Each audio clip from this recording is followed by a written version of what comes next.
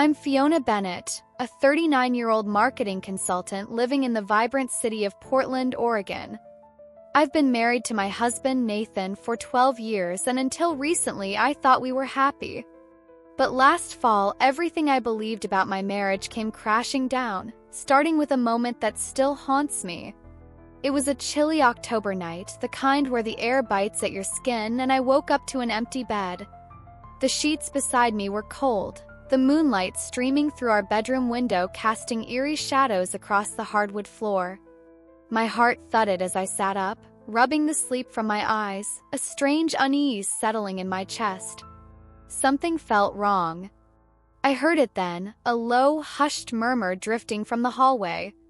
Nathan's voice, careful and deliberate, like he didn't want to be overheard. My stomach twisted into knots as I slid my feet to the floor, the chill of the wood biting at my toes. I crept toward the sound, my breath shallow, each step heavier than the last. "She doesn't suspect a thing yet," Nathan said, his voice smooth and confident like he was reassuring someone. My pulse roared in my ears, drowning out the rest of his words as they dropped to a whisper. "She doesn't suspect a thing yet. He was talking about me." I froze, my body trembling, 1,000 questions racing through my mind. Who was he talking to? What didn't I suspect? Footsteps echoed down the hall, sharp and quick, and I darted back to the bedroom, my heart pounding so loud I was sure he'd hear it. I slipped under the covers, forcing my breathing to slow, pretending I'd never stirred. The bed dipped as Nathan climbed in beside me, his weight settling into the mattress. A minute passed, then two, and he let out a long, relaxed exhale as if nothing had happened. I turned to him, my voice soft and groggy, testing him. "Where were you?" I asked. "Bathroom," he muttered without hesitation, the lie rolling off his tongue so easily it sent a shiver down my spine. I swallowed the lump in my throat and rolled over, my mind screaming that something was terribly wrong. But I couldn't confront him, not yet. I needed to know more. The shadows on the wall seemed to stretch longer as I lay there, wide awake, replaying his words over and over.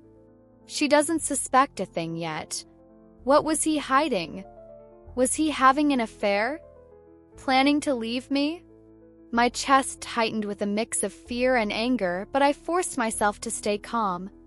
I'd spent 12 years building a life with Nathan, our cozy home in Portland, our shared dreams of starting a family, the marketing business I'd poured my heart into. I wasn't the kind of woman who jumped to conclusions, but I also wasn't the kind who ignored red flags. Whatever Nathan was up to, I'd find out. And if he thought he could keep me in the dark, he was about to learn just how wrong he was. As I lay there, the silence of the house felt oppressive, the ticking of the clock on the nightstand a cruel reminder of how long I'd been awake. I thought about the early days of our marriage, the way Nathan used to look at me with adoration, the way we'd laugh over dinner at our favorite Italian restaurant downtown. Those memories felt like a distant dream now, tainted by the suspicion that had taken root in my heart. I couldn't shake the image of him standing in the hallway, his voice so cold and calculated, as if I were nothing more than a pawn in his game. The moonlight shifted, casting a pale glow over the room, and I made a silent promise to myself. I'd uncover the truth, no matter how painful it might be. I'd always prided myself on my resilience, on my ability to face challenges head-on, and I wasn't about to let Nathan's secrets destroy me. This was just the beginning, and I was ready to fight for the life I'd built. I thought about the countless nights we'd spent planning our future, the way we'd dreamed of traveling to Europe together, of buying a little cabin in the mountains for weekend getaways. Those dreams now felt like cruel illusions, mocking me as I lay there in the dark. I remembered the way Nathan had proposed, down on one knee in the middle of a rainy Portland park, his smile so genuine I believed he'd love me forever. How had we gotten here? How had the man I trusted with my heart turned into someone I didn't even recognize? Questions swirled in my mind, each one sharper than the last, but I pushed them aside. I needed to focus, to channel my fear into action. Tomorrow I'd start digging, and I wouldn't stop until I had the truth. The next morning, the kitchen was bathed in a weak, gray light filtering through the blinds. Nathan was still asleep, his arms sprawled across my pillow like he owned the space, completely unaware of the storm brewing inside me. I slipped out of bed, grabbed my phone, and padded barefoot to the counter, my mind still reeling from the whisper I'd overheard. Coffee could wait, I needed answers. I'd never been one to snoop, but that gnawing feeling in my gut wouldn't let me rest. Nathan had always handled our finances, insisting it was easier that way, but today I couldn't ignore my instincts. I opened our banking app, my fingers trembling as I scrolled through the transactions. What I found made my stomach drop. Over the past 4 months, there were dozens of withdrawals: $600, $1,200, $900, $2,500, small but consistent, like a slow bleed I hadn't noticed. We shared expenses like the mortgage, utilities, and groceries, but our personal accounts were separate. These weren't joint expenses, and they definitely weren't investments we'd discussed. My hands gripped the phone tighter, my knuckles whitening as I scrolled further. Nearly $15,000 had vanished, siphoned away in secret. My mind raced. What was he doing with the money? Was he gambling? Paying someone off? Or worse, was he preparing for something I didn't yet understand? I heard footsteps behind me and quickly locked my phone, turning to face Nathan as he shuffled into the kitchen, rubbing his neck, his voice thick with sleep. "Morning," he said, heading straight for the coffee pot, acting as if nothing was wrong. I set my phone down, forcing a casual tone. "What's for breakfast?" "I guess it's your turn," he said with a smirk, pouring his coffee. That smirk, too easy, too practiced, made my skin crawl. I watched him take a sip, his free hand resting on the counter, and decided to test him. "I checked our bank account this morning," I said, keeping my voice light. He froze for a split second, his grip tightening around the mug, but then he chuckled, the sound forced. "Yeah," he said, setting the cup down. "There are a lot of small withdrawals," I pressed, crossing my arms. "Things I don't recognize." He didn't flinch this time, just nodded, his eyes meeting mine with a steady, unreadable gaze. "Just some side investments, short-term stuff," he said smoothly. "Nothing to worry about." Liar. I knew it in my bones. His explanation didn't add up, and the way he avoided my gaze told me everything I needed to know. He was hiding something, and I wasn't going to let it go. I forced a smile, letting the conversation drop for now, but my mind was already racing. I needed to dig deeper. The rest of the day, Nathan was glued to his phone, taking calls in the other room, always setting the screen face down when he wasn't using it. A wall had risen between us, invisible but impenetrable, and I felt it with every glance, every forced smile. I wasn't imagining this. Something was terribly wrong, and I was determined to find out what. That night, as the TV hummed in the background, Nathan stretched and yawned. "Shower time," he muttered, tossing his phone onto the coffee table, face down as always. My pulse quickened. He never left it unattended, not ever. This was my chance. I sat there for a moment, staring at the phone, my heart racing as I weighed my options. What if I got caught? What if he walked back in and saw me? But the need for answers outweighed my fear. I thought about all the times I'd trusted Nathan blindly, the way I'd let him handle our finances without question, the way I'd ignored the small signs, the late nights at work, the sudden business trips, the way he'd started locking his office door even when he was home. I'd told myself it was nothing, that I was being paranoid, but now I knew better. I couldn't keep living in denial, pretending everything was fine when it clearly wasn't. I needed to know the truth, even if it broke me. The sound of the shower running in the distance snapped me out of my thoughts, and I made my decision. I reached for the phone, my hands trembling, ready to uncover whatever secrets Nathan was hiding. I stared at Nathan's phone on the coffee table, my heart pounding like a drum in my chest. The sound of the shower hissed in the distance, a faint reminder that I didn't have much time. My hand shook as I reached for the phone, tilting the screen just enough to see. A notification glowed, a text from someone named Olivia Grant. My breath hitched.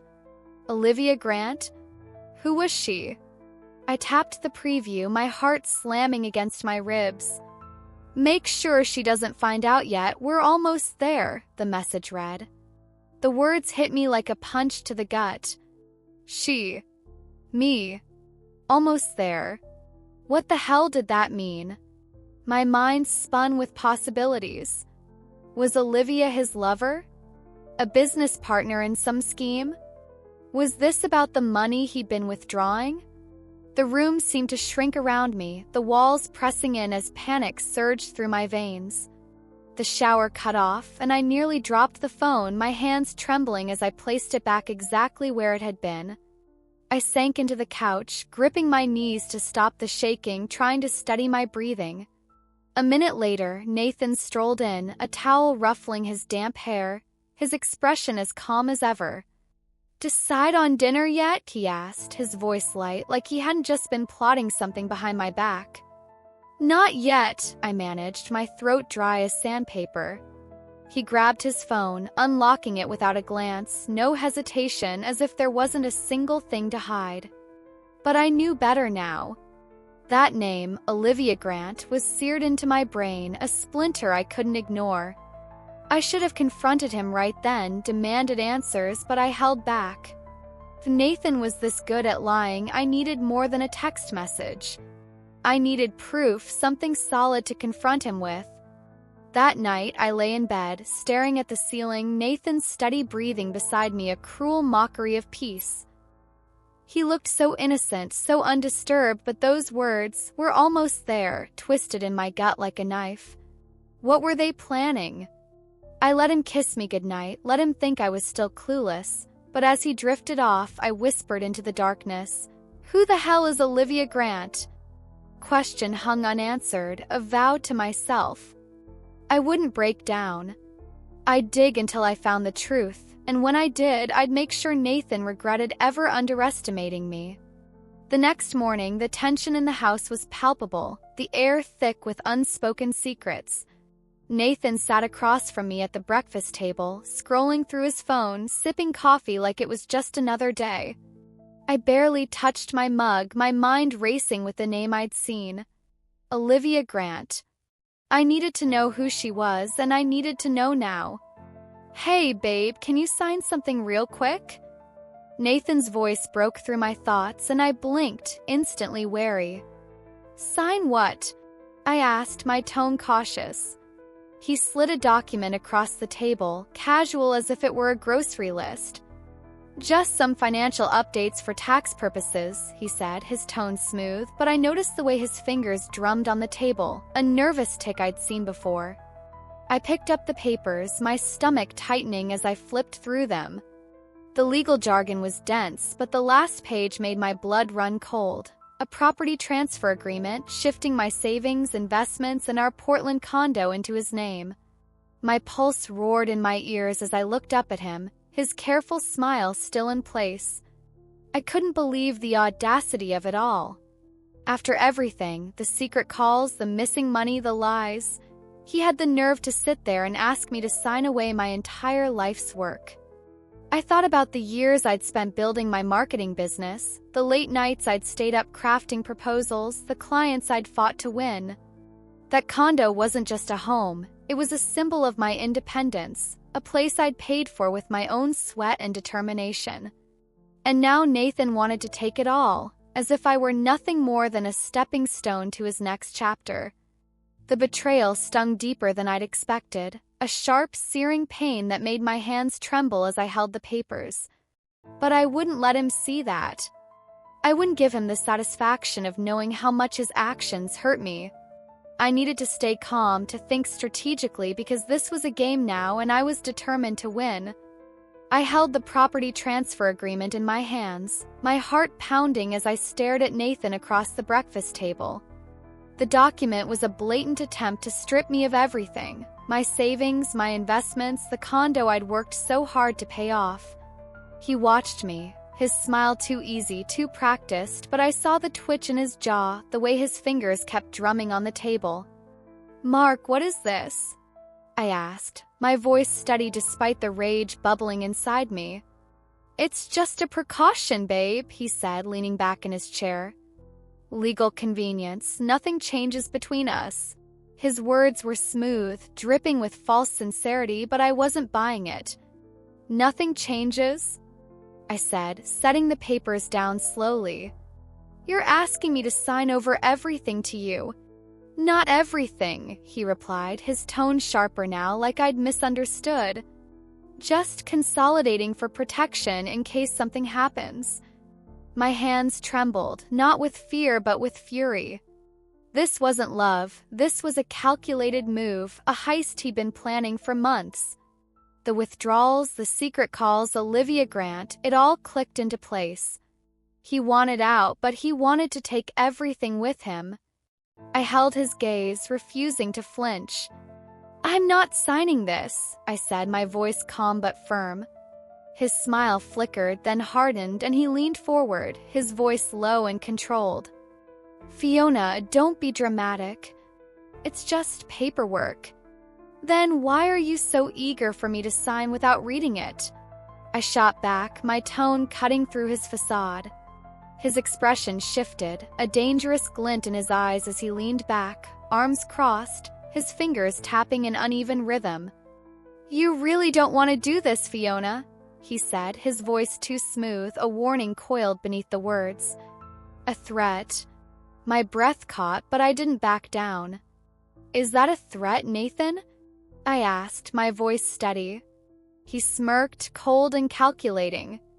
"I just think you're making this harder than it needs to be." I let the silence stretch, watching him, noting the way he thought he still held all the cards. He was wrong.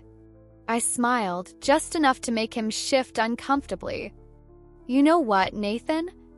I said, standing and gathering the papers. "You're right. I do need to think about this." His eyes narrowed, but I turned away, placing the stack neatly on the counter, refusing to give him the satisfaction of a fight. Not yet. I wouldn't let him see me break. This was his move, and I was already planning my counter. He'd spent months setting this up, thinking I'd crumble under pressure, but he didn't know me at all.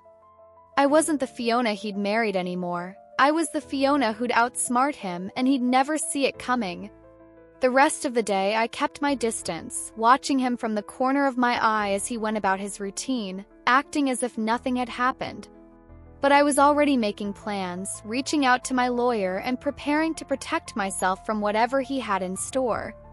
I spent the afternoon in my home office, the door closed, my laptop open as I researched my options. I called my financial advisor, a woman named Rachel I'd worked with for years, and explained the situation. She was calm but firm, walking me through the steps to transfer my assets into a trust that Nathan couldn't touch. "You're doing the right thing, Fiona," she said, her voice steady. "This is about protecting yourself." I nodded, even though she couldn't see me, feeling a small spark of hope amidst the chaos. I thought about the life I'd built, the sacrifices I'd made to get here, and the way Nathan had so casually tried to take it all away. The anger fueled me, but so did a newfound determination. I wasn't just fighting for my money, I was fighting for my dignity, for the woman I'd become despite his betrayal. By the time I hung up the phone, I felt a little more in control, a little more ready to face whatever Nathan had planned next. The next morning, the living room was thick with tension, the sunlight streaming through the blinds in harsh, jagged stripes. Nathan sat on the couch, sipping coffee, his posture too relaxed, like he hadn't just tried to rob me blind with a single document. I'd barely slept, my mind racing through his lies, the withdrawals, Olivia Grant, the transfer agreement. He thought he had me cornered, but I'd already started moving pieces he didn't even know were on the board. I sat across from him, my hands steady, waiting for his next play. He glanced up, sensing the shift in the air, and set his cup down. "We need to talk," he said, his voice even rehearsed. "Oh." I tilted my head, keeping my tone light, though my heart was pounding. He exhaled, leaning forward, his expression a mask of false regret, like he was the one suffering. "I think we should separate, Fiona," he said. "It's not working anymore. You have to see that." There it was, his endgame delivered like a line from a script. I let the words hang in the air, watching his calm facade, but I saw the flicker of unease in his eyes. He wasn't asking, he was telling me. I leaned forward, resting my arms on the table, my voice low and deliberate. "You've been planning this, haven't you?" I said. A shadow crossed his face, gone too quickly to name, but I caught it. He shrugged, casual as ever. "It's for the best. We've grown apart." "Grown apart," I echoed, a bitter laugh escaping my lips. "You mean you want out, but you don't want to leave empty-handed." His lips pressed into a thin line, his jaw tightening, but he didn't deny it. He'd spent months weaving this web, secret calls, missing money, that transfer trap, thinking I'd fold under the weight of his betrayal. My chest burned with the urge to scream, to throw his coffee across the room, but I held back. Instead, I leaned back, tilting my head slightly, and dropped my bombshell. "I already moved my assets, Nathan," I said, my voice calm but sharp. His posture stiffened, his breath catching, a crack in his carefully constructed armor. "What do you mean?" he asked, his voice too sharp, too controlled.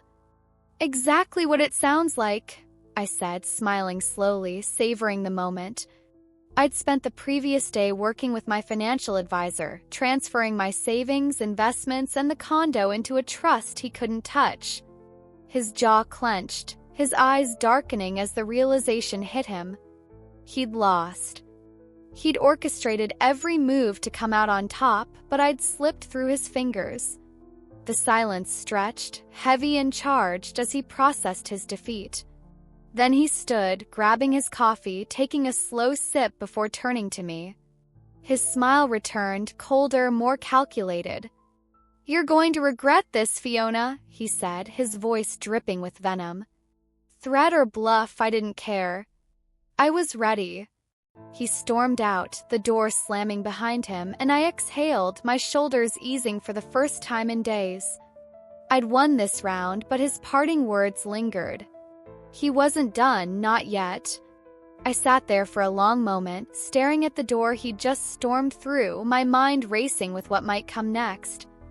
I thought about the trust I'd set up, the way Rachel had assured me it was airtight, the way I'd taken control of my future in a matter of hours. Felt empowering, but also terrifying, because I knew Nathan wouldn't let this go easily. I remembered the early days of our relationship, the way he'd always been so charming, so attentive, the way he'd made me feel like the only woman in the world. Now that charm felt like a mask, a tool he'd used to manipulate me. But I wasn't that naive girl anymore. I was a woman who knew her worth, and I wasn't about to let him take it from me.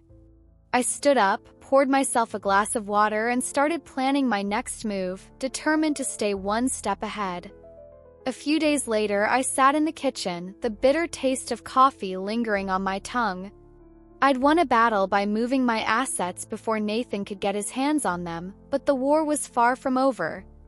His threat, "You're going to regret this," echoed in my mind, a constant reminder that he wouldn't go down without a fight. Then came the knock at the door, sharp and official, cutting through the quiet morning. My stomach knotted as I set my mug down and opened the door. A man in a gray suit stood there, his expression blank, holding a thick envelope. "Fiona Bennett?" he asked. I nodded, and he handed me the envelope. "You've been served," he said, then turned and walked away, leaving me with a weight that sank into my bones. I tore open the envelope at the kitchen table, my breath shallow as I scanned the pages. It was a petition for dissolution of marriage. Nathan had officially filed for divorce. My eyes skimmed his demands. Half the condo, the car, 50% of our shared assets, and spousal support. A bitter laugh escaped me. He wasn't just leaving, he wanted to bleed me dry. Months of planning, secret calls, Olivia Grant, the withdrawals, it all led to this. I shoved the papers aside and called my lawyer, Elise Morgan, my hands trembling with a mix of rage and determination. An hour later, I sat in Elise's office, the scent of polished wood and leather grounding me as she flipped through the documents, a smirk tugging at her lips. "He's got nothing," Elise said, tapping her nails on the desk. "You moved everything into a trust before he filed. Legally, he can't touch it. Spousal support? With your income history, he doesn't have a chance." I let out a slow breath, the tension in my chest easing slightly. "Just like that?" I asked. "Just like that," she replied, her grin widening. Relief washed over me, but it was short-lived.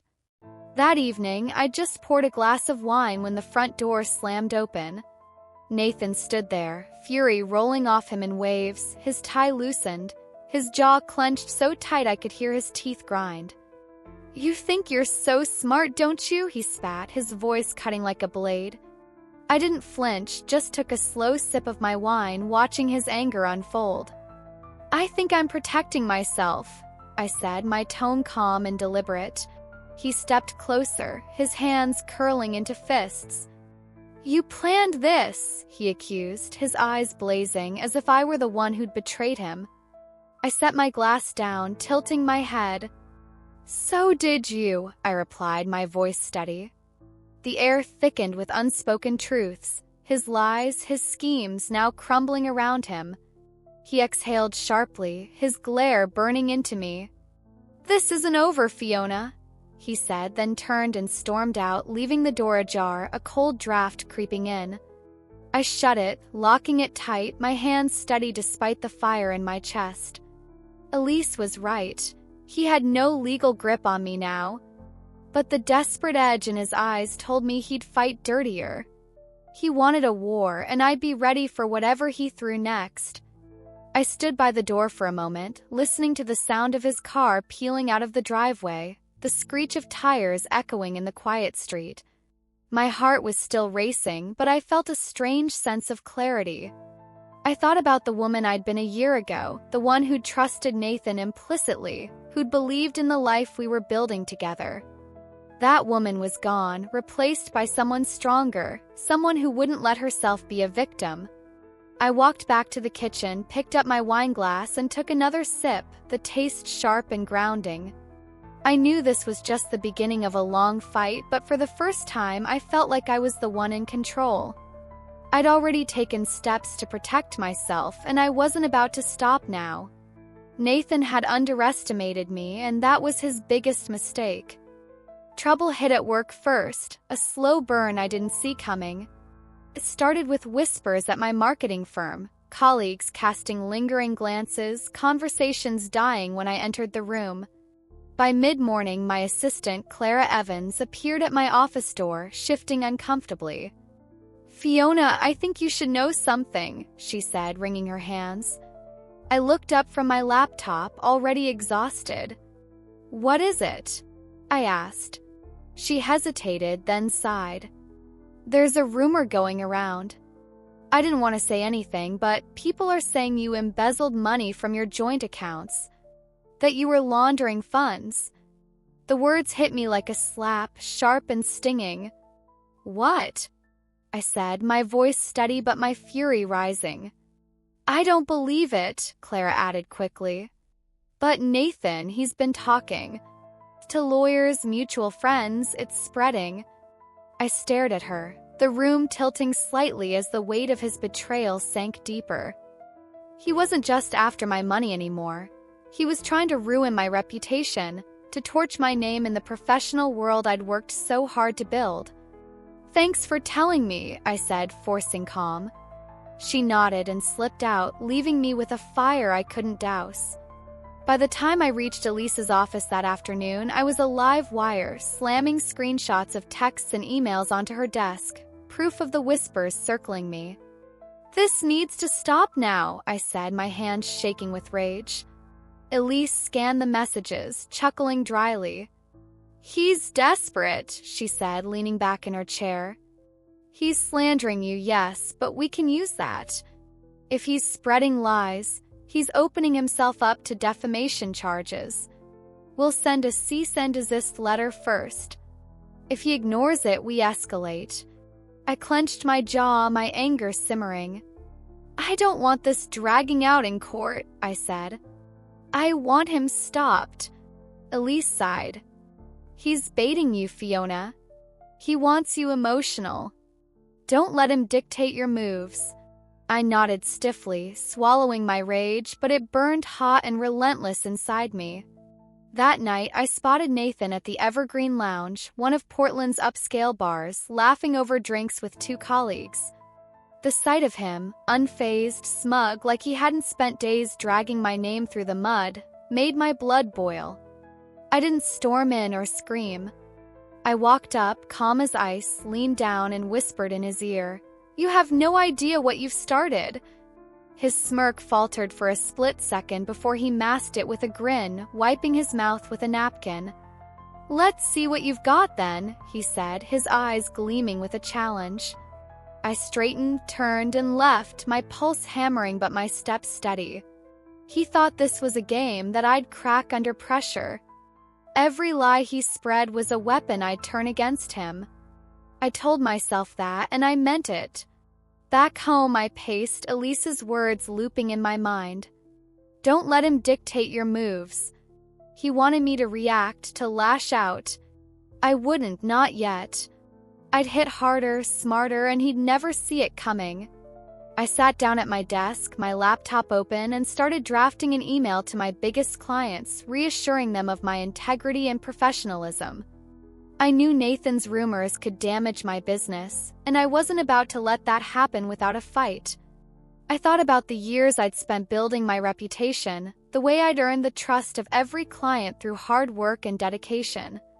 Nathan's lies were a direct attack on everything I'd worked for, and the thought of losing it all made my chest tighten with fear. But I pushed that fear aside, replacing it with determination. I'd faced challenges before, losing my first big client, navigating a tough market, and I'd always come out stronger. This was no different. I'd fight for my name just as I'd fought for my assets, and I'd make sure Nathan paid for every lie he'd told.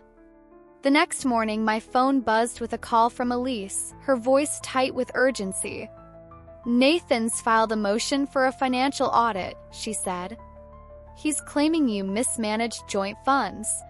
I pressed my fingers to my temple, exhaling sharply. "He's trying to drain me, isn't he? Legal fees, stress, all of it?" I asked. "Exactly," Elise replied, her tone hardening. "But we'll counter this, Fiona. He's digging his own grave." I smirked, my fury steadying into resolve. Nathan wanted a fight. He'd get one, and I'd end it. Over the next 2 weeks, he upped the ante, filing a fraud complaint with Olivia Grant, accusing me of falsifying financial records for months. If it stuck, I'd face more than financial loss. Criminal charges loomed on the horizon. Courtroom air was thick with anticipation as I sat across from Nathan, his sharp suit and tighter tie a mask for the desperation I knew simmered beneath. His lawyer stood first, his voice oily and assured. "Your Honor, my client believes Mrs. Bennett improperly moved assets to evade a fair settlement," he said, sliding a folder forward. "We request a full forensic audit of all financial transfers in the past 6 months." Nathan's smirk was faint but unmistakable, like he thought he'd won. Elise adjusted her glasses, rising calmly. "Your Honor, all of my client's financial moves were made before Mr. Bennett filed for divorce," she said, placing a heavier binder on the bench. "There's no evidence of mismanagement or fraud. Moreover, we request this motion be dismissed with prejudice, and Mr. Bennett cover all legal fees. This is blatant financial harassment." The judge took their time, flipping through the pages, their expression unreadable. The silence stretched, tense and electric, as Nathan shifted in his seat, his fingers tapping once, twice, a crack in his calm facade. I held still, refusing to give him the satisfaction of a glance. Elise had uncovered the flaw in his case, forged documents, timestamps on accounts that didn't exist back then. A forensic analyst had confirmed it, every false number a nail in Nathan's coffin. The judge looked up, their voice firm. The court finds no grounds for a full financial audit. The motion is denied. Furthermore, due to lack of evidence, Mr. Bennett will bear all legal costs associated with this claim. The gavel fell, a sharp clap that echoed through the room. Nathan's face paled, his jaw locking tight as his lawyer whispered urgently beside him. Elise squeezed my arm, a quiet triumph in her eyes. Sighed, Nathan brushed past me, his steps heavy and deliberate. I let him take 3 strides before I spoke, just loud enough for him to hear. "We're done here, Nathan," I said.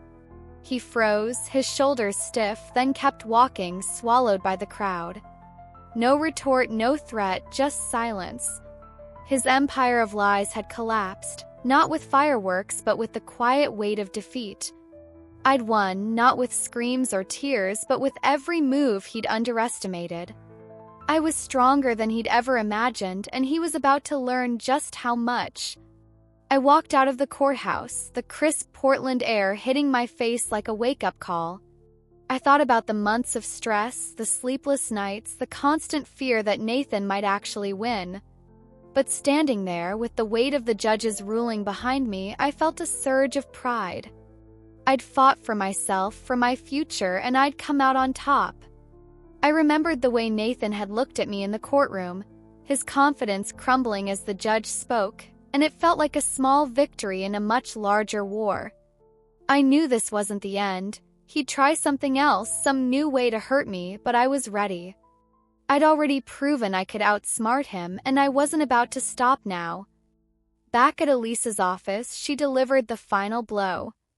"Nathan's withdrawing the fraud claim," she said, sliding a new folder across her desk. "The forensic proof killed it. We countersued for defamation and falsified evidence. He's got no fight left." I nodded, exhaling slowly, a weight lifting from my shoulders. "I want full damages," I said, my voice firm. "Already in motion," Elise replied, her smile sharp and satisfied. The war was over, Nathan's last desperate swing dodged. I'd buried him and Olivia Grant in the rubble of their own schemes, and it felt like the first real victory in months. I left Elise's office with a lightness I hadn't felt in ages, the Portland skyline shimmering in the distance as I drove home. That evening, my best friend Harper Quinn and my sister Lila insisted on a victory dinner at Lila's house. The warmth of her home enveloped me as I stepped inside, the scent of roasted vegetables and garlic wafting from the kitchen, their laughter a balm to my battered soul. Lila hugged me tightly, her eyes soft with relief. "It's over, Fi," she whispered. "Yes," I murmured, hugging her back, "it is." Harper poured wine, raising her glass with a mischievous grin. "To freedom and to never letting a man think he can outsmart you again," she said. I clinked my glass against hers, laughing fully for the first time in months. "I'll drink to that," I said. We ate, talked, and reminisced, the weight of the past year lifting with every bite, every smile. For once, I wasn't bracing for the next hit. Later, I stood on my balcony, the city stretching out before me, its lights pulsing like a heartbeat. My phone buzzed, an unknown number. I didn't hesitate, just blocked it, a reflex now. Nathan was gone, his threats hollow, his grip on my life broken. I opened my laptop, a blank document glowing on the screen, and typed, "This is my story now." The words felt solid mine. I wasn't the woman who'd ignored the whispers, who'd trusted too long. I'd lost things, time, faith in love, but I'd gained so much more, strength, clarity, control. Closing the laptop, I leaned on the railing, the cool night air brushing against my skin. The storm had passed, its thunder faded, leaving a silence that didn't scare me anymore. I'd fought not just for my money, but for myself, my dignity, my future. And I'd won. The next day, I started reaching out to new clients for my marketing business, determined to rebuild on my own terms. I also began volunteering at a local women's shelter, sharing my story to inspire others facing betrayal and loss. I wanted them to know they weren't alone, that they could fight back and win, just like I had. Nathan's betrayal had blindsided me, but it had also shown me who I really was, a woman who could rise from the ashes, stronger and sharper than ever. I thought about the future, the possibilities that lay ahead, the new dreams I could chase now that I was free. For the first time in a long time, I felt hopeful, like the world was mine to conquer. I'd taken my life back, and I was never letting go again. 2 months later, I stood in my new apartment in downtown Portland, a smaller space but one that felt entirely mine. The walls were painted a soft sage green, the furniture simple but chosen with care, every piece a reflection of the life I was building for myself. My marketing business was thriving. I'd landed 3 new clients in the past month, and the volunteer work at the women's shelter had become a source of purpose and connection. I'd even started writing a blog about my experience, sharing tips for financial independence and emotional resilience, hoping to help others avoid the traps I'd fallen into. The response was overwhelming. Women from all over the country reached out, thanking me for giving them hope.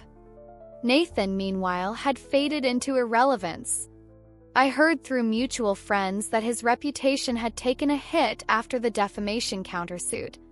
He'd lost his job at the tech firm where he'd worked, his colleagues unwilling to trust someone who'd been exposed as a liar and a schemer.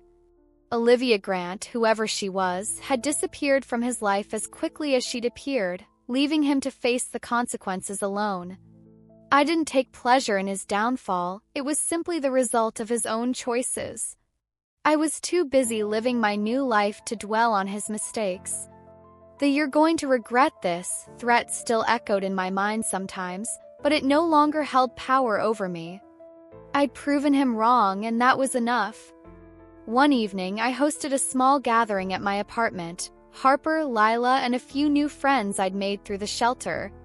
We laughed over glasses of wine, the city lights twinkling outside my window, and I felt a deep sense of peace.